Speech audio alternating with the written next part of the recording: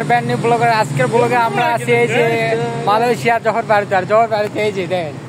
তার অবস্থা খারাপ করে গরমে তার অবস্থা খারাপ গরমে সব খুলে ফেলাইছি ভালো আছে আর এই যে দেখেন চতুর্দিকে আশপাশ কি রকম এই যে বড় ভাই